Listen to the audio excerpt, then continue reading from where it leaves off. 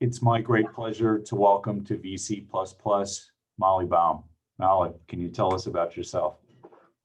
Thank you so much for having me today. Very, very honored and happy to be here, bridging Europe, Israel, and the US, of course. About myself, I live in Berlin for 6 years. Originally, I'm from Tel Aviv. I know that there will be also different speakers that will have the same background. I built 6 companies in my life, 4 of them while still was in Tel Aviv. The last one was developmental toys for kids, while the R&D was in Tel Aviv and the production were in China. Eventually, we grew up from market to market, and it was many markets. The main market was the US, of course, the early smart adapters, and then Asia and Europe and so on and so on. Since I moved to Berlin, I actually so many things that I did in the US and also in Israel and also in Asia that they are not existing in Europe. And it's kind of like, you know, even I would say carefully 10 years behind. And for me, it was business-wise, blue ocean. Yes. It's not enough infrastructure for startup to grow faster or as fast as they can grow. There is not enough capital available. It's still kept by very small group, which is a great people, but on the same time, very risk averse. So Right. there is a lot to do here in Europe, definitely from Berlin, that Berlin is a significant hub, working also deeply with the European Commission, just launched the Horizon 2030, that willing to level up everything that touched the venture capital and the availability of capital here, and to build much more innovation from Europe, also to grow to the US and also to grow to this local industry as well. And this is how I came to the idea to build WLOUNGE. Of course, I'm not doing this myself. I have an amazing people, allies, ambassadors, corporates, politicians, you name it, around me to make it really significant. And the other company is the Magda Group, which is a fund of fund that came exactly because of the same reason I mentioned. But that was about time for me to also use my strong network outside of Germany and to bring smart money, smart investor together with the local family offices and corporates to invest into fund that eventually will bring much more access to the industry in one hand and much more capital to the venture capital, because their portfolio sometime able to grow faster if you have the access to the network. And we all know, and you know, American as yourself, you know it even better, that smart investors, smart products, it's quite easy to support them. The only things that they need is, yes, capital, but also great network. So they are going for smart investor and not necessarily only for the money anymore. So that's the differentiation we want to see between Magda Group and what is existing in the market, mainly here. And go without saying, promoting women in every place of decision maker, venture capitals, M&A, politicians, corporates, as much as we can, because it's also a huge topic. You almost cannot see women in higher level here in Europe, here in Germany, and there's so much to do there. Close to zero number of women that are partner in venture capitals, Right. Almost zero to M&A, and the numbers are really, really small. So that's a tremendous amount to unpack, and we're not going to be able to get to all of it. But I think that the things that excite me in particular is you have a global perspective, having done startup work from China to Israel to the EU to the US, and that you've been able to build community in starting in Berlin, but with the idea of bringing partners in to empower women. And I think that anywhere in the world, every country is somewhere along the startup ecosystem development curve, right? So on a per capita basis, Israel is the world leader on a dollars deployed basis. The US and China are massive, but every country, I think, can benefit from more startup activity, more innovation, more speed. And every country I've seen could do more to provide access to women. So in that context, can you talk a little bit about how you approached building community and deploying WLOUNGE and what that conversation looked like as you built partnerships in the EU? Yeah, it's actually a good question because I do not have one answer for this. You know, it's not like 1 + 1 = 2. It's really something that came with the time. You know, I'm not 20 something anymore and also not 30 something anymore. So you build kind of like relationship with the time and keep this relationship and keep them alive. And at some point, it's not too much to do, I believe, if you really understand the problem and the solution you bring, which means eventually we have a huge mission. You know, we even named that hashtag I'm a Magda, which is making women business ready. And it's not necessarily for the women, it's absolutely appealing to the guys. You know, some of them are fathers, husbands, Sure. Bosses. They need to have much more education and awareness. It's not like bad boys against good women. It's a lot of awareness and understanding that you damaged and your corporates or your startup is really not doing well or not doing as best as you can if you do not have diversity in your team. You know, a diverse team is actually outperforming. We all know that. But coming back to building an ecosystem. So let me just challenge you on that, because I think the peer-reviewed studies are there, but I don't feel that the venture investment community has really embraced that as, hey, we're leaving money on the table by not doing this. So how do you deal with firms that are on different places in the curve, from eye roll to, yeah, we get it, and where do you see are the highest impact areas for investors to move into the space? So it's two angles. One angle is to gather force with them. I mean, you're not against them. Eventually, they are great, smart guys, boys, and not necessarily aware of, you know, the situation, because for them it's perfect. Right. If it's work, why change the system? This is one thing. So this is coming with the WLOUNGE angle, with, you know, open doors for them for like deal flow, working with them, running events, conferences, building many things that we gather force for their benefit. And it's of course also for the ecosystem benefit eventually. And the other part is coming back to the mission. Mm-hmm. If we are coming as an LP, we say, listen, you have the numbers, you get an execution. We believe that you will bring the I would say the profit, right, revenue, but on top of it, where are you when it comes to invest in female, invest in diverse team, open the portfolio. We want to see if you're only talking about this or really showing this. So I'm not saying that we will invest only on those, because there are many of them that we're already working with them for several years with the WLOUNGE, and they're already showing that they're making the change. You know, sometimes GP sending me email, hey, listen, we hired more people, we invested in more female founder, we are becoming much more diverse. So it's a lot of awareness, other forces, and communicate, because this is how we call it an ecosystem, you know. And then when M&A coming from corporates or like stift institution from also family offices and corporate, eventually we are all aligned with one thing, which is a mission.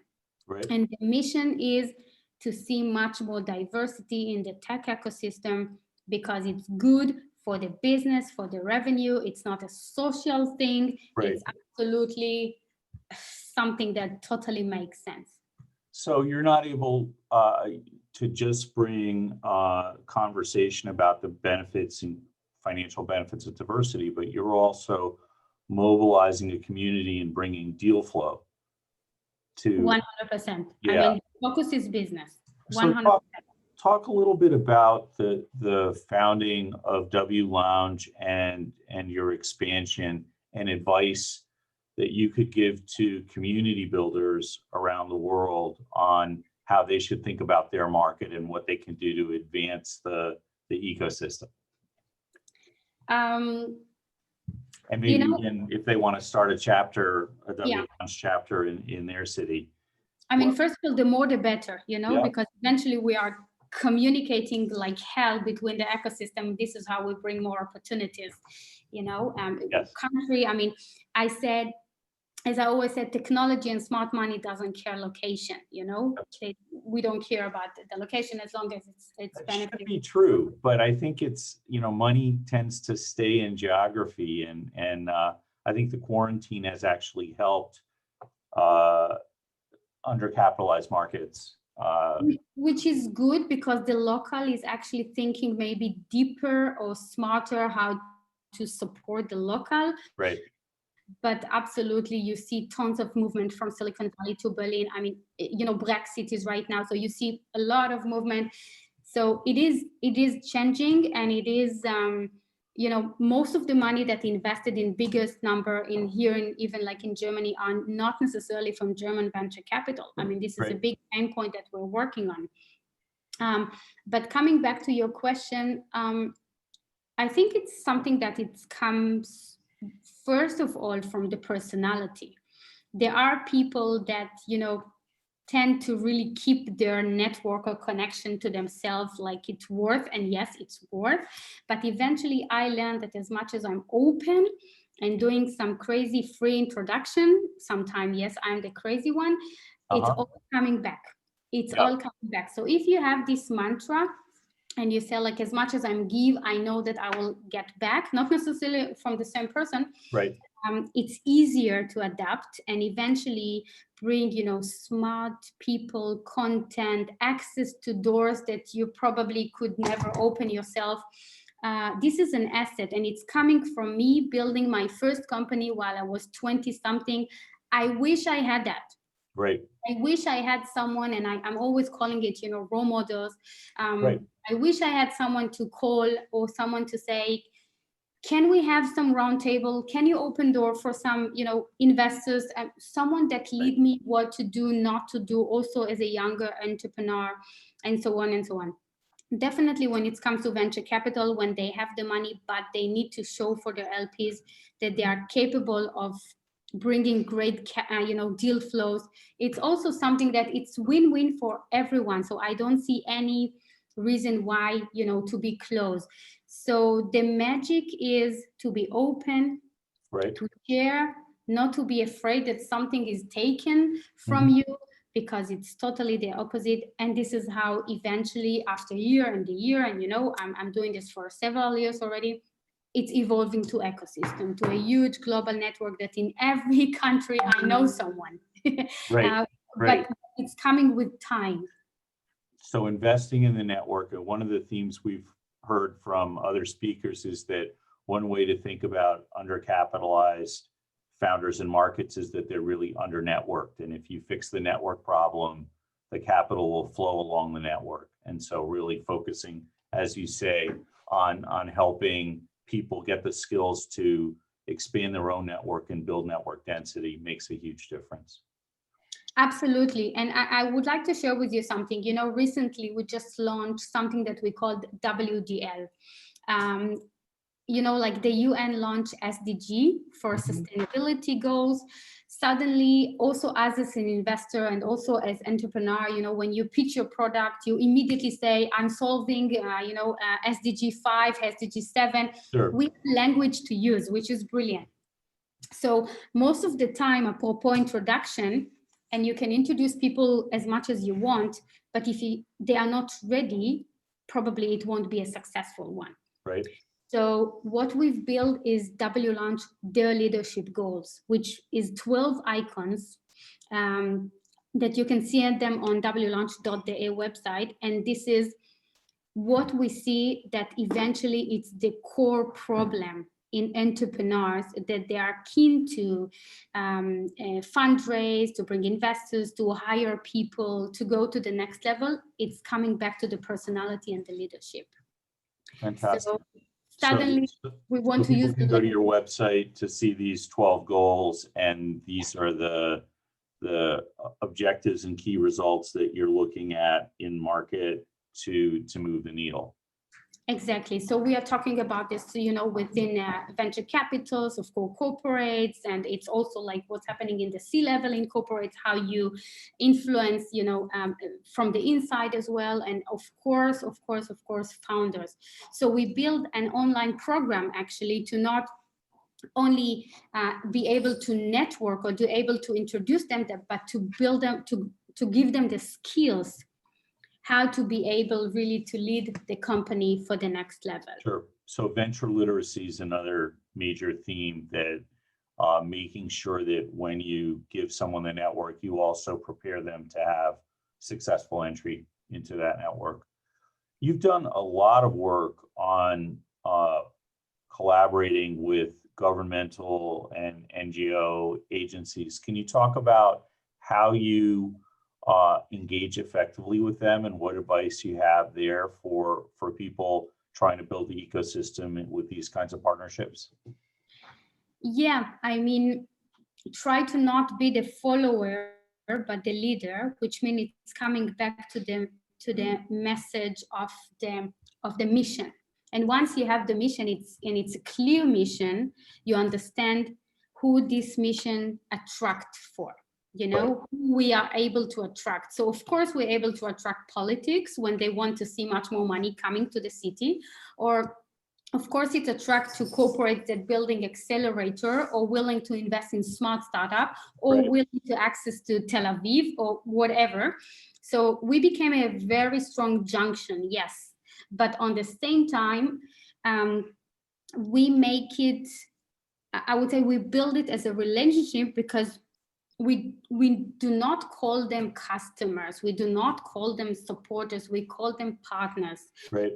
Because sometimes I know it's weird to hear, but sometimes huge corporates, they are not even communicating between themselves, and they don't know how much they are dealing with the same problem. Right. Even like hiring women in tech, you know, talents, for example, or to have much more diversity in the C-level. Those things that if you talk with Axel Springer, Deutsche Bahn, SAP, they deal with the same. So what we are keen to do, and I love doing this, putting them on the same table, on the same panel, and actually they are taking so much, you know, from themselves, but also the audience are taking so much as well. It doesn't matter which level of the startup you are, venture capitals, you understand them very well, you understand the pain point, and they are able to share and eventually also to take a lot also for themselves. So we have the mission, we believe in the mission, and those people that support us, those are the people that you mentioned, that they are corporates, NGO, politicians, and so on. So let's tap into your global experience, having done work around the world. There are cross-cultural challenges to talking about inclusion that are different in different markets, different cultures, different languages. If an organization is trying to develop globally in this way, what advice do you have to them to be attuned to the conditions in different countries and local markets? Yeah, I would talk for a second about the American. Yeah. Because as American, I would say, you know, my sister lives in Silicon Valley, so she became very American. They think that there is only one globus and it's called America, you know, which is great because it's big enough. It can, you know, it can have like great numbers as well. But at some point you will be at the point that you have to learn other culture and to extend outside. Sure. It's 4% of the world's population, right? Exactly. So like before this conversation, I had a meeting here in the office with a phenomenal startup, Urban Tech, that they are German, and they say, we work with this one and this one. And I said, okay. You work in Germany, you work in the DACH area. You know that your product is actually magic in Asia. Right. It will take you 10 years to build here what you can build in 1 year there, you know? So this is how I called becoming global. It has to go step by step. You have to understand very well the culture and honor the culture. Yes. Because there's a lot of problem, mainly Israelis, coming to Europe, think that they are brilliant. And I'm speaking also to myself, taking time to adapt and to understand the culture and the work culture and the business culture. So I would say if you're strong enough, hire strong people locally. If you're not strong enough, go to exhibitions, start to build an ally. There's a lot of public, I would say, organization. Like in Berlin, we do have Berlin Partner, we do have the Berlin Senate. This is exactly their job, right. To open the door for the ecosystem, to start to communicate with the right people. So take the time, don't just jump on the first order, because probably it can be the wrong, customer, it can kill your product. Sure. And I see many of product, jumping because the money is in the first priority, but eventually they did it too fast. The adaptation wasn't the right one, and to just kill the market, or at least they need to, go back and then maybe to rebuild it. Great. Can you give some last advice to leaders in the startup ecosystem that are looking to drive inclusion? What are the most important things that they think about or should think about in starting this journey? I would say build it smart way from the beginning. After this conversation, I have a Vodafone workshop about hiring the first person. Right. Because this is a huge decision, where, when, and how to do it. And at the moment, you're starting to build a team, you're starting to build the circle around you. You have to look not only on the execution ability, but eventually how you build a team. Mm-hmm. Because if you have someone from Asia, you have someone from America, and you have someone from Europe, absolutely, as a product, you have so much perspective. Who are the market we need to hit first? Where are the market we can success faster? And who are the market that will come after? Or like there are products that if you all white male guys, you cannot see the potential of selling for other gender or other, Sure. target market or focus target on or focus on other target audience. So this is crucial for the company to be successful. And I always said, like, the first 10 people are the most important. And before you go global, before you want to grow, I think you have to, really build it in a smart way. And also when it's investors, when you bring investor, think about not necessarily only the money, but what can you bring as an extra to your company? If it's their experience, if their network, if it's their support to the next round, try to bring people that you feel not alone. We are starting to work with a smart startup in Frankfurt, and he said, what I really need? I don't want to feel alone. And I said, oh my God, you said it all, you said it all. I tell people on their first raise, they should think of an investor as a 10-year marriage. And if they're not willing to get married for 10 years, it's probably not going to be good. I agree. And also as an investor, you always screen startup. And I will be very honest with you, all this COVID-19, I'm finding myself, judging startup and hearing so many pitch, but if you do not feel, you do not have the energy, sometimes it's really unfair, you know, for the startup. Yeah. We still need this personal chemistry. Yeah. Chemistry, exactly, because a lot of the decision of if to invest or not, this is exactly what you mentioned, like, you know, if we want to be with this person for the next 10 years. Molly, thank you so much for your insights. Thank you so much for having me. I'm looking forward for the conference, and I wish you all the best, and I'm here if you need me. Thanks.